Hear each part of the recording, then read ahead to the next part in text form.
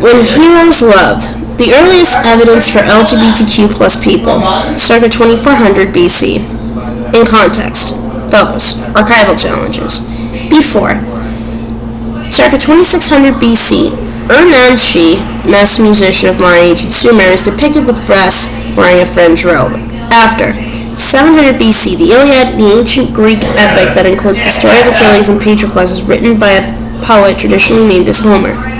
Circa 400 BC, the Greek historian Ctesias writes the Persica, which blames the downfall of Neo-Assyrian Empire on the effeminacy of King Sardanapalus, or Ashurbanipal. 1849, the Epic of Gilgamesh is found in the library of Ashurbanipal in Nineveh.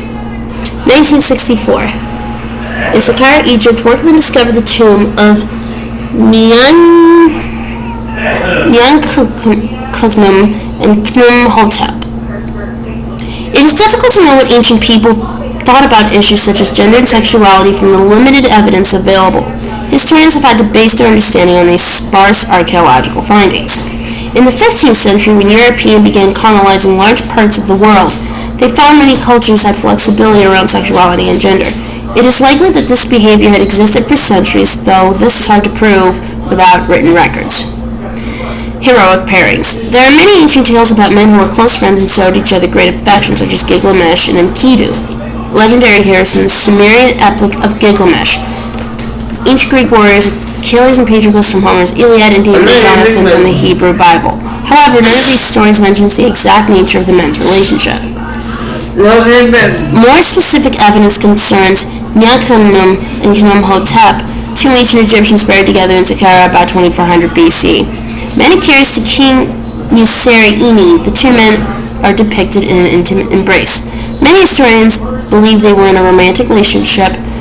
Many others believe they were brothers. You loved him and embraced him as a wife, and it is he who will repeatedly save you. Epic of Gilgamesh, Gilgamesh's mother interpreting her son's dreams about Enkidu. Understandings of gender. Even when written sources do exist, translation can be problematic. The second book of Kings in the Bible tells how King Josiah expelled, quote, male prostitutes, unquote, from the temple of the goddess Asherah. These may have been trans-feminine priests like the Roman Galli in the temples of Cybele. However, Christian translators may have sought to portray all other religions as sex-obsessed and probably had little understanding of gender fluidity. The Hebrew word chedesa has been translated as sex worker, but this is now disputed. They may have been cisgender men with no sexual function in the cult. The Maximus of Tehotep is a guide to etiquette for Egyptian men dated about 1991 BC. It advises readers to avoid relations with an effeminate boy. A literal translation of the Egyptian text is woman boy. Similar terms appear in the work of the Sumerian princess and high priestess of the moon, Enheduanna. She describes the goddess Inanna as having the power to turn men into women and vice versa.